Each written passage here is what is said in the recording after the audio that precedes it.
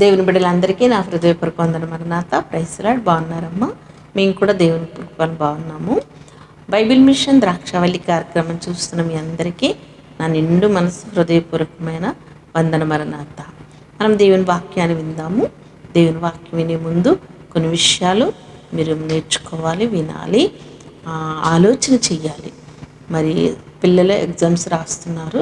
చాలా జాగ్రత్తగా పేరెంట్స్ చాలా జాగ్రత్తగా చూసుకోవాలి బిడ్డల్ని. మీరు ఎక్కడికి వెళ్ళకూడదు.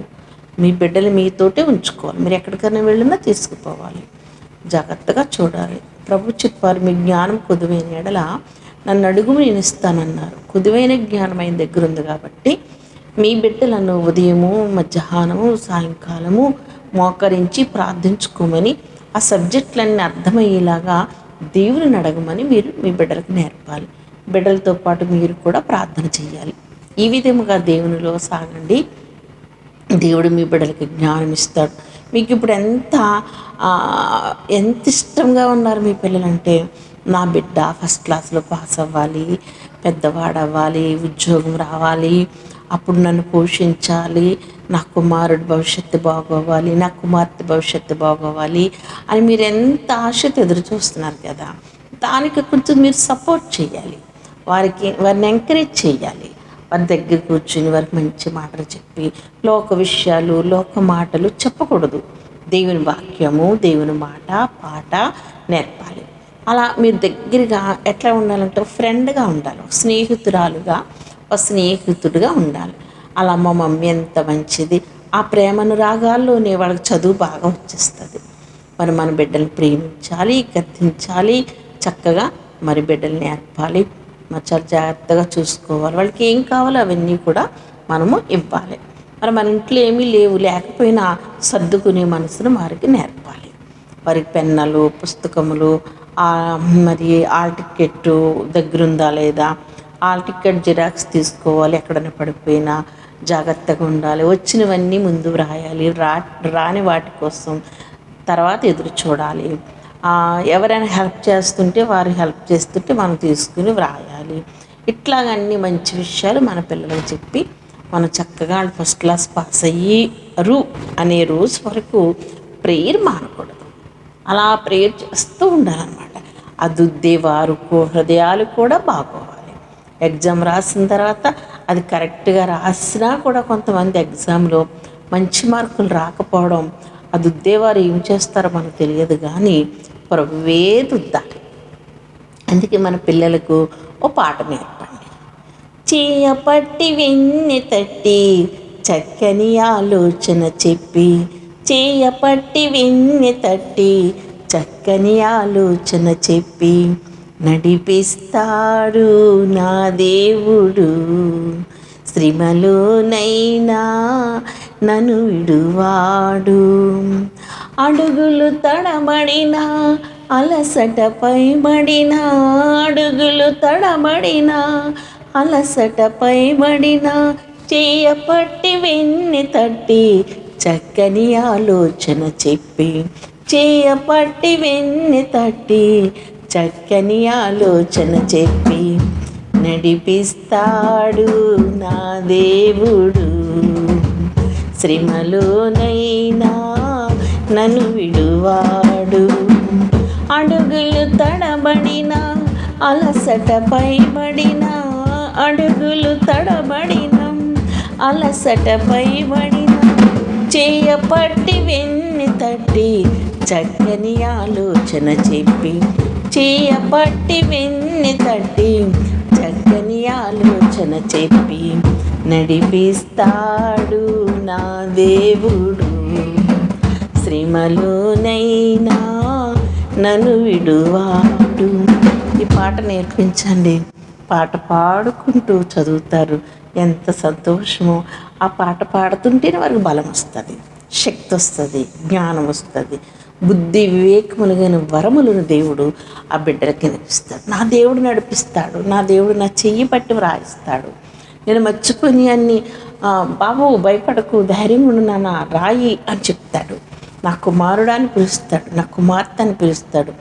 ఈ ఎగ్జామ్స్ టైంలో సామెతల గ్రంథం బాగా చదివించండి. రోజుకొక అధ్యాయం, రోజుకు 2 అధ్యాయాలు అట్లా చదివించాడు. సామెతల గ్రంథం మనిషిని ఆదరిస్తుంది, భయపడొద్దని చెప్తుంది. మరి జ్ఞానం అంతా కూడా దాంట్లోనే ఉన్నది. సామెతల గ్రంథంలో చాలా మంచి జ్ఞాన సూత్రాలు దాంట్లో వ్రాయబడి ఉన్నవి. మర్చిపోకుండా సామెతల గ్రంథం చదివించండి. మీరు పేరెంట్స్ దగ్గర ఉండండి. చక్కగా బిడ్డలతో మీరు స్నేహంగా, ఒక సిస్టర్గా, ఒక తల్లిగా మీరు మీరు అలాగా చెయ్యాలన్నమాట. మన బిడ్డలకి వాళ్ళకి ఇష్టం వచ్చినట్టుగా మనం ఉంటే పిల్లలు ఇష్టం వచ్చినట్టు బాగా చదివి చక్కగా జ్ఞానం సంపాదించుకుంటారు. ఈ మాటలు దేవుడు దీవించునుగాక. ఆమేన్. ఆరాధన చేసుకుందాం. తండ్రికిని, కుమారునికిని, పరిశుద్ధాత్మకును, ఇప్పుడును ఎల్లప్పుడును, యుగములు యుగాయుగములు, ఇప్పుడును ఎల్లప్పుడును యుగాయుగములు మహిమ, ఘనత, ప్రభావములు, కీర్తి ప్రభువుకు మెండుగా కలుగునుగాక. ఆమేన్. తండ్రికిని, కుమారునికిని, పరిశుద్ధాత్మకును, ఇప్పుడును ఎల్లప్పుడును, యుగములు యుగాయుగములు మహిమ, మహామహిమ, ఘనత, కీర్తి, ప్రభావములు మెండుగా కలుగునుగాక. ఆమేన్. ఆమేన్. చిన్న పాట పాడుకుని దేవుని కనపరుచుకుందాము. ఈ పాట ఎంతో గొప్ప అద్భుతమైనది. మనము ఇలా ఉన్నప్పుడు మన దేవుడు ఎట్లాగా ప్రేమించాడో చూద్దాం. నీ జల్దరు వృక్షపు నీడలలో నేనానంద భరితుడనైతేని, బలురాకస వృక్షపు గాయములు ప్రేమాహస్తముతో తాకు ప్రభు. నీ జల్దరు వృక్షపు నీడలలో నేనానంద భరితుడనైతేని, బలురాకసి వృక్షపు గాయములు ప్రేమాహస్తముతో తాకు ప్రభు. నా హృదయపు వాకిలి తీయుమని పలుదినములు మంచులో నిలచితివి. నా హృదయపు వాకిలి తీయుమని పలుదినములు మంచులు నిలచితివి. నీ శిరసు వానకు తడిసినను, నీ శిరసు వానకు తడిసినను, నన్ను రక్షించుటకు వేచితివి, నన్ను రక్షించుటకు వేచితివి. నీ జల్దరు వృక్షపు నీడలలో నేనానంద భరితుడనైతేని. ఓ ప్రియుడా, నా అతి సుందరుడా, ధవళావనుడా, నాకతి ప్రియుడా, వ్యసనాక్రాంతుడుగా మార్చబడి నీ సొగసును నాకు నొసగితివి. నీ జల్దరు వృక్షపు నీడలలో నేనానంద భరితుడనైతేని. నా హృదయపు తలుపులు తెరువుమని ఉన్నత శిఖరములు దాటుచును, ఇదిగో అతడొచ్చుచున్నాడు. నా హృదయపు తలుపులు తెరచుకుని నా ప్రియుని కొరకు కనిపెట్టెదను.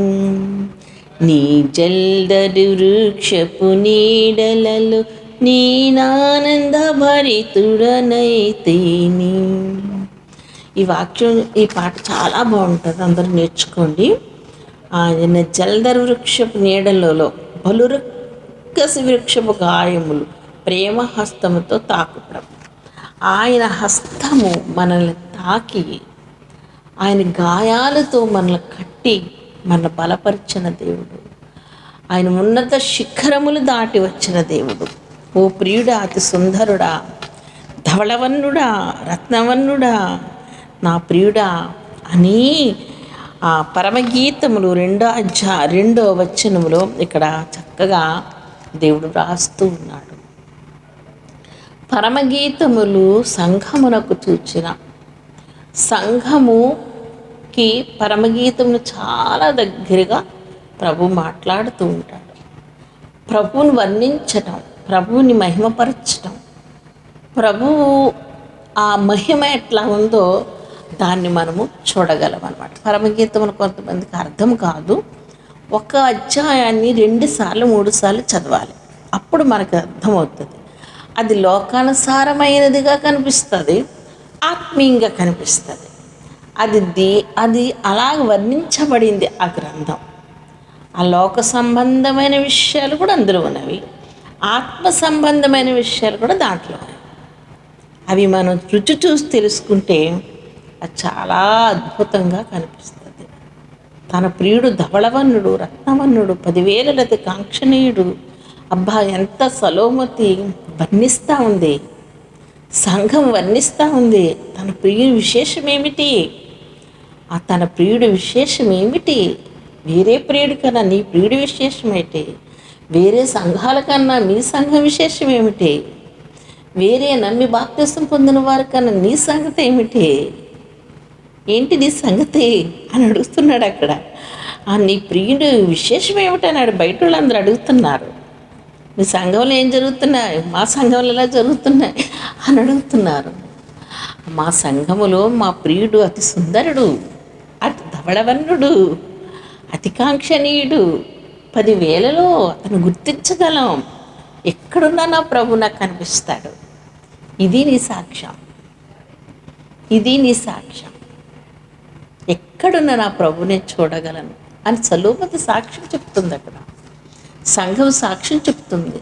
ఆ సంఘంలో సభ్యురాలుగా నీవు ఏమి సాక్ష్యం చెప్పగలవో ఆలోచించుకో. పరమగీతను 2వ అధ్యాయం చదివినప్పుడు అందులో అన్ని మాటలు చక్కగా క్లుప్తంగా ఉంటాయి, చాలా చిన్న చిన్న వర్డ్స్. అవి వాటిని జ్ఞానాభ్యాసం చేయాలి. జ్ఞానం కొదుగునన్న అడుగుని ఇస్తా అన్నాడు దేవుడు. బైబిల్ చదివేటప్పుడు మన జ్ఞానం ఇతండి అని ముందుగానే దేవుని అడగాలి. సొలొమోను రాజు కూడా అట్లాగ అడిగాడు, జ్ఞానాన్ని సంపాదించుకున్నాడు, అంతటిని పరిపాలన చేశాడు. ఈరోజు మనందరికీ కూడా జ్ఞానం చాలా అవసరం. సామెతల గ్రంథం 11వ అధ్యాయంలో స్త్రీని చూసినప్పుడు ఆ స్త్రీ ఎట్లా చేసిందంటే వేకువని లేచి ఆ యొక్క ఇంటి సంగతులన్నింటినీ కూడా చూసింది. యజమాని కూడా చాలా ప్రేమించింది. మనందరికీ తెలుసు ఈ యొక్క సామెతల గ్రంథము 11వ అధ్యాయంలో ఉండే విషయాలన్నీ కూడా మనకు తెలుసు. అందుకని మనం క్రైస్తవులంగా తెలియని వారికి ఆ వాక్యాలన్నీ కూడా చెప్తూ ఉండాలి. చెప్పాలి. మనం యేసు ప్రభు సిలువ గురించి చెప్పడమే మన పని. మనం కొన్ని మనకు తెలియనప్పుడు తెలుసుకున్నప్పుడు వాటిని చెప్పాలి. ఈ స్త్రీ పెందరకాడ లేసిపోతుంది, అందరికి అన్నీ చేస్తుంది. 31వ అధ్యాయంలో మీరు చదువుకోండి. ఇందులో స్త్రీ ఎంత జ్ఞానం కలిగి ఉన్నదో అవన్నీ కూడా మనం 2-3 సార్లు చదవండి. 31వ అధ్యాయము మీకు అర్థమైపోతుంది. పిల్లల్ని ఎట్లా చూడాలి, భర్తని ఎలా చూడాలి, ఇంటి వారందరిని ఎలా చూడాలి. అబ్బా, ఎంత మంచి స్టేట్మెంట్ ఇస్తున్నారు ఈమె గురించి. ఈ యొక్క స్త్రీ గురించి పెద్ద స్టేట్మెంట్ ఇచ్చి రాసేస్తారు సామెతల గ్రంథంలో. నీ గురించి కూడా వ్రాయబడుతుంది పరలోకంలో. నీకు కూడా ఒక గిఫ్ట్ దేవుడు బహుమానం దాచుంచుతాడు. ఈ స్త్రీలాగా మనం ఉండాలి. ఈ స్త్రీ ముఖ్యంగా జ్ఞానాన్ని సంపాదించుకుంది. మనం ఇప్పుడు జ్ఞానం కుదుగున్న మనము జ్ఞానాన్ని సంపాదించుకోవాలి అంటే మనం ఏం చేయాలో వాక్య భాగంలో మనం చూద్దాం. సామెతల గ్రంథం 9వ అధ్యాయం 8వ వచనం మధ్య మాట. జ్ఞానము గలవాన్ని గద్దింపగా వాడు నిన్ను ప్రేమించును, జ్ఞానము గలవానికి ఉపదేశము చేయగవాడు మరంత జ్ఞానమునందు. అదండి, నీ జ్ఞానం ఉంది, తక్కువ ఉంది, కానీ ఇంకా నేర్చుకోవాలంటే ఈ సామెతల గ్రంథం 10వ అధ్యాయం చదివితే మీకు తెలుస్తుంది. యెహోవాను భయభక్తులు కలిగి ఉంటే జ్ఞానమునకు మూలము. నీ జ్ఞానం కావాలి అంటే ముందు మనం ఎక్కడన్నా వెళ్ళేటప్పుడు మనం కాళ్ళకి చెప్పులు లేకుండా వెళ్ళాం కదా, కాళ్ళకి చెప్పులు తొడుక్కుని వెళ్తాం. మనము బయటికి వెళ్ళాలంటే చెప్పులు లేకుండా నడవలేము కదా. అలాగే మనం ముందు వెళ్ళేటప్పుడు జ్ఞానం దయచే ప్రభు అని మనం అడిగి వెళ్ళాలి. స్కూల్కి వెళ్ళినా, టీచింగ్కి వెళ్ళినా, చర్చికి వెళుతున్నా, పనులు చేసుకుంటున్నా, వంట చేస్తున్నప్పుడు కూడా అడగాలి. ఈ కూర మనకు చేయడం రాదు, ఎట్లా చేయాలి ప్రభు, నాకు జ్ఞానం ఇయ్యి, ఇది ఎట్లా వండాలి అని అడగండి. దేవుడే పక్కన నువ్వు చెప్పేస్తాడు, అమ్మ ఇది ఇలా చేయి, ఇలా చేయి, అలా చేయి, అలా చేయి. అది ఎలా చేయాలో చెప్తాడు. ఎప్పుడు చెప్తాడంట, యెహోవా భయభక్తులు కంటే జ్ఞానమునకు మనం భయము భక్తి కలిగి ఉంటే జ్ఞానం దానికే వచ్చేస్తుంది అంటున్నాడు. నా వలన నీకు దీర్ఘాయువు కలుగును, నీవు జీవించే సంవత్సరములు అధికమగును, నీవు జ్ఞానివైన ఎడల నీ జ్ఞానము నీకు లాభకరం. సామెతల గ్రంథం 31 అధ్యాయంలో లాభకరమైన దాటికి జ్ఞానము, అట్లాంటి జ్ఞానాన్ని ఇమ్మవని దేవుణ్ణి అడుగుదు. ఇంకా 10వ వచనంలో చూద్దాం. జ్ఞానము గల కుమారు తండ్రిని సంతోషపరచును, బుద్ధి లేని కుమారు తల్లికి దుఃఖము పుట్టించును. ఎలా ఉందాం? జ్ఞానము కలిగి ఉండాలి. మనం జ్ఞానము కావాలంటున్నాడు. ఇంకా ముందు భాగంలో పోతే చూద్దాము దేవుని వాక్యాన్ని ఎట్లాగ వ్రాయబడి ఉందో చూద్దాము. చూడండి, నన్ను ప్రేమించిన వారిని ఆస్తికర్తలుగా చేయుదును, వారి నిధులను నింపుదును. దేవుని మనం ప్రేమిస్తే, జ్ఞానము కలిగిన వారు దేవుని ప్రేమిస్తే దేవుడు ఏమిస్తాడట? నన్ను ప్రేమించిన వారిని ఆస్తికర్తలుగా చేయుదును. మనకు 2 ఆస్తులు కావాలి లోకంలో.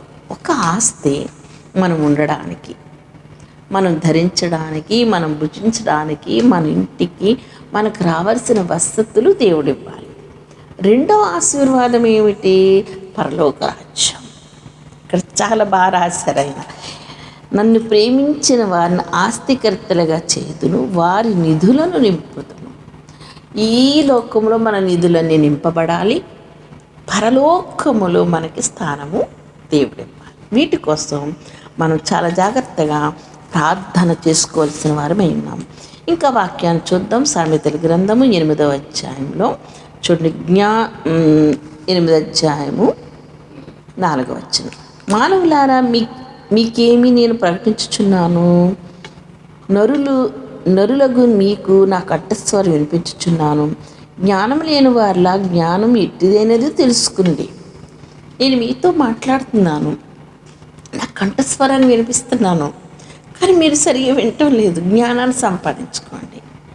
చూడండి, మీకు ఎగ్జాంపుల్గా దేవుడు గ్రంథములన్నీ వ్రాసారు. ఉదాహరణగా అన్నీ వ్రాసి పెట్టుకున్నారు. అది ఏమిటంటే, 100 గొర్రెలలో ఒక గొర్రె తప్పిపోతే 100 గొర్రెలను విడిచి యేసు ప్రభు వారు వెళ్ళి ఆ 100 గొర్రెల్లో ఒకదాని కోసం ప్రయాసపడి ఎక్కడో లోపల ఆ నీటిలో ఒక గోతులో పడిపోయిన దానిని, మురుకు మట్టి ఉన్నా సరే దాన్ని తీసుకుని వచ్చి పైకెక్కి ప్రభు ఎత్తుకుని మోసుకుని వచ్చి దాన్ని శుభ్రం చేసి ఆ తప్పిపోయిన కుమారుని ముద్దు పెట్టుకున్నాడు దేవుడు. ఆ తప్పిపోయిన గొర్రెను ముద్దు పెట్టుకున్నాడు. ఒకప్పుడు నిన్ను తప్పిపోయిన మనలను దేవుడు ప్రేమించి తన సిలువ రక్తం ద్వారా మనల్ని ఆయన బిడ్డలుగా చేసుకున్నారు. అంతే, జ్ఞానం లేని వారారా, జ్ఞానం ఎట్టిదైనది తెలుసుకోండి. నా సిలువ ప్రేమ మీకు జ్ఞానాన్ని నేర్పుతుంది అని చెప్తున్నారు ఇక్కడ. ఇంకా చూద్దామమ్మా 10వ వచనం. వెండికి ఆశపడక నా ఉపదేశం అంగీకరించుడి, మేనిమి బంగారు నాశింపక తెలివి నొందిని, జ్ఞానము ముత్యముల కన్నా శ్రేష్టమైనది. అబ్బా, జ్ఞానం అంట ముత్యాలు కొనుక్కోవడం కష్టం కదా, చాలా ఖరీదుగా ఉంటాయి. అవి మామూలు అయితే కొంచెం తక్కువ ఖరీదు ఉంటాయి, చాలా కాస్ట్లీ అయితే మనం కొనుక్కోలేము. అంత విలువైనవి.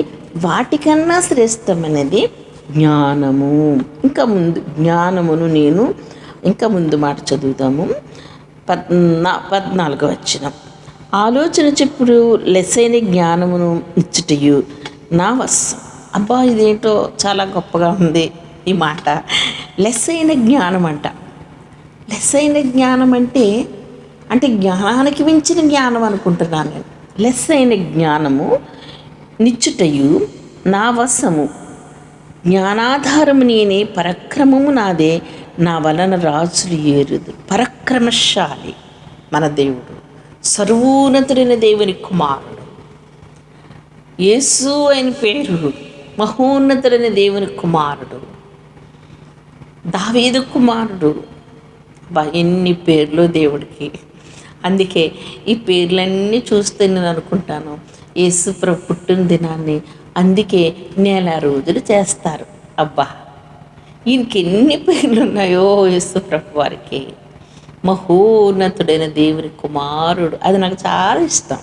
అన్ని పెళ్ళికి పేరు చాలా ఇష్టం. మహోన్నతుడైన దేవుని కుమారుడు. ఆయన అన్నాడు, ఈయనే నా ప్రియ కుమారుడు, ఈయన యందు మీరు ఆనందించండి. ఒక ఫ్రెండ్ని పరిచర్య చేసినట్టు, ఫ్రెండ్ని ఫ్రెండ్షిప్ చేసినట్టు ఇక్కడ ఈ సముద్రంలో ఆయన నమ్మి బాప్తిస్మం పొంది పైకి వచ్చినప్పుడు ప్రజలందరికీ వినబడేలా చెప్తున్నాడు, ఈయనే నా ప్రియ కుమారుడు, ఈయన యందు మీరు ఆనందించండి.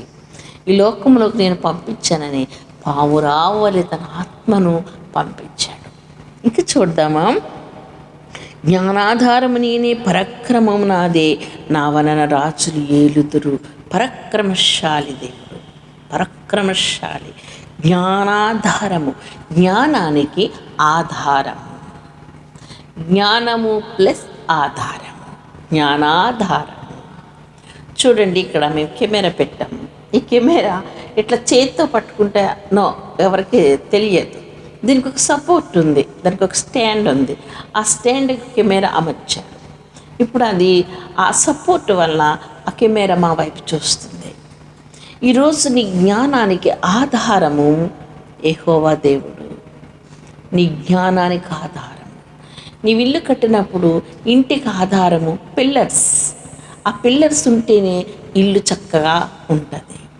అలాగే నీ జ్ఞానానికి ఆధారము దేవుడు. అందుకే మనం వేకుని లేచి దేవుని స్తుతించి ఆరాధించి ఘనపరచాలి. ఇంకా చూద్దాము, దేవుని వాక్యాన్ని చూద్దాము. నన్ను ప్రేమించిన వారిని నేను ప్రేమించుచున్నాను, నన్ను జాగ్రత్తగా వెతుకువారు నన్ను కనుగొందురు. ఐశ్వర్యము, ఘనత, స్థిరమైన కలిము, నీతియు నా యొద్దనున్నవి. ఇవన్నీ కూడా దేవుని దగ్గరే ఉన్నాయంట. దేవుడు మనకిస్తాడట. ఇంకా 9వ వచనంలో మొట్టమొదటి మాట చూద్దాము. జ్ఞానము నివాసము కట్టుకుని దాన్ని 7 స్తంభములు చెక్కుకున్నది, పశువులను వధించు ద్రాక్షారసము కలిపి ఉన్నది, భోజన పదార్థము సిద్ధపరచుచున్నది, పనికత్తెల చేత జనులు పిలువవలసినది. జ్ఞానమంట ఎంత పనైనా చేస్తుందంట. ఆ జ్ఞానం గురించి ఇక్కడ దేవుడు రాశాడు. ఇంకా చూద్దాము, 8వ అధ్యాయంలో 33వ వచనంలో చూద్దాము. ఉపదేశం నిరాకరింపక దానిని అవలంబించి జ్ఞానులై ఉండుడి. అవలంబించాలి, దాన్ని తీసుకోవాలి. హృదయంలోకి జ్ఞానాన్ని తీసుకోవాలి, మన తలంపులలోకి జ్ఞానాన్ని తీసుకోవాలి. ఇంకా చాలా మాటలు ఇక్కడ వ్రాయబడి ఉన్నాయి. జ్ఞానాధారము నేనే, జ్ఞానానికి ఆధారము దేవుడేనట. ఆ జ్ఞానము నీకు ఇచ్చి నేను నడిపిస్తానని ఇక్కడ చక్కటి వాక్యాన్ని దేవుడు మనకి ఇచ్చి ఉన్నారు. చూడండి, సామెతల గ్రంథం 3వ అధ్యాయంలో, నా కుమారుడా నా ఉపదేశం మరపకము, నా ఆజ్ఞ మీ హృదయంలో గాయకునము, నీకు దీర్ఘాయువును సుఖజీవను గడు సంవత్సరమును శాంతిని నీకు కలుగు చేర్చు. దయ్యను సత్యమును ఎన్నడూ విడిచిపోనీయకము. అవి కంఠభూషము ధరించుకును, నీ హృదయం అనే పలక మీద వాటిని రాసుకును. అప్పుడు దేవుని దృష్టి ఎందును మానవ దృష్టి ఎందును దయ్యనుంది మంచివాడు అనిపించుకుందు. నీ స్వబుద్ధిని ఆధారం చేసుకునుక నీ పూర్ణ హృదయంతో యెహోవా యందు నమ్మికించుము. నీ ప్రవక్తనంతటి యందు ఆయన అధికారమును ఒప్పుకును. అప్పుడు ఆయన నీ త్రోవను సరళం చేయను. నేను జ్ఞాని కదా అని నీవు అనుకునవద్దు. యెహోవా యందు భయభక్తులు కలిగి చెడుతను విడిచిపెట్టుము.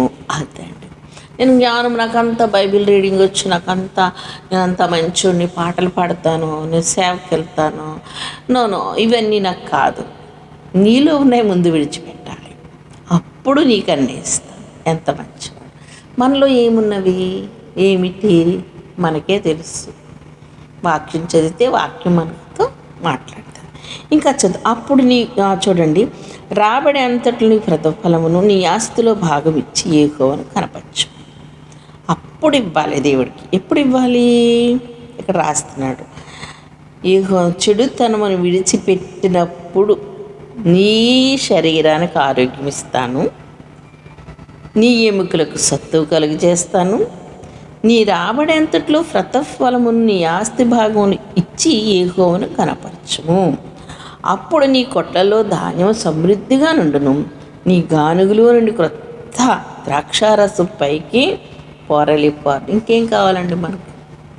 జ్ఞానం సంపాదిస్తే ఇన్ని ఇస్తానంటున్నాడు దేవుడు.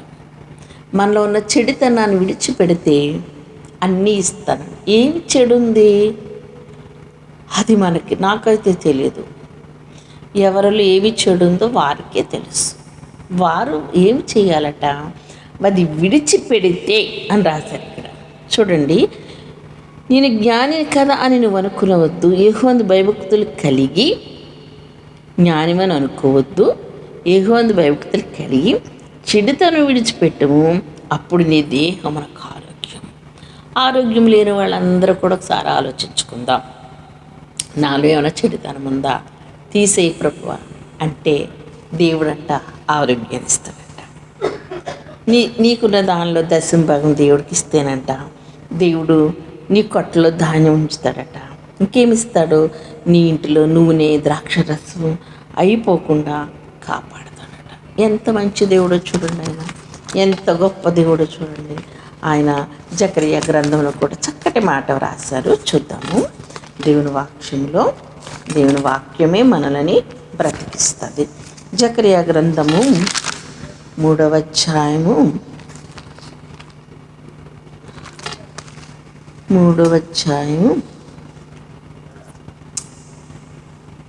వచనం.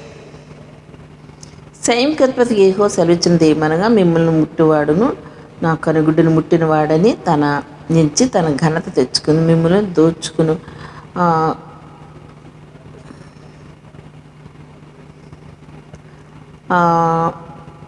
ఇక్కడ సియోన్ నివాసుల నేను వచ్చి మీ మధ్య నివాసం చేతును సంతోషగానం పాటలు పాడుచు ఇదే యెహోవా. ఆ దినంలో జనులకును యెహోవాను హత్తుకుని నాకు జనులగుదురు. నేను మీ మధ్య నివాసం చేతును. అప్పుడు యెహోవా నన్ను మీ యొద్దకు పంపి ఉన్నాడని మీరు తెలుసుకుందరు. ఇంకా చక్కటి మాటలు వ్రాయబడి ఉన్నవి ఇక్కడ. దేవుడు మరొకసారి మళ్ళీ మనము చూద్దాం. దేవుడైన యెహోవా మనల్ని ప్రేమించే దేవుడు, మనల్ని ఆస్తికర్తలుగా చేసే దేవుడు, మనల్ని దీవించే దేవుడు. మనకి ఏమేమి కావాలో అన్నీ ఇస్తాడు. ముఖ్యంగా జ్ఞానం కావాలి కాబట్టి మన చెడుతను విడిచిపెట్టి మనం దేవుని వైపు చూద్దాం. ఇంకా జ్ఞానం గురించి, జ్ఞానం అంట భయభక్తులు కలిగి ఉంటే చెడుతను విడిచిపెడితే ఆరోగ్యాన్ని ఇస్తాడట. ఎముకల కంట శక్తిని సత్తువునిస్తాడట. అప్పుడు ఇవ్వండి మీరు నాకు డబ్బులు, రాబడి అంతటిలో ప్రథమ ఫలం తీసుకురండి, నీ ఆస్తిలో భాగం ఇచ్చి యెహోవాను ఘనపరచండి, అప్పుడు మీకు ఇవన్నీ కూడా నేను ఇస్తాను అని దేవుడు రూఢిగా మనతో ఇక్కడ మాట్లాడుచున్నారు. ఇంకా చాలా విషయాలు దేవుడు మనతో ఈ వాక్యంతో మాట్లాడుచున్నారు.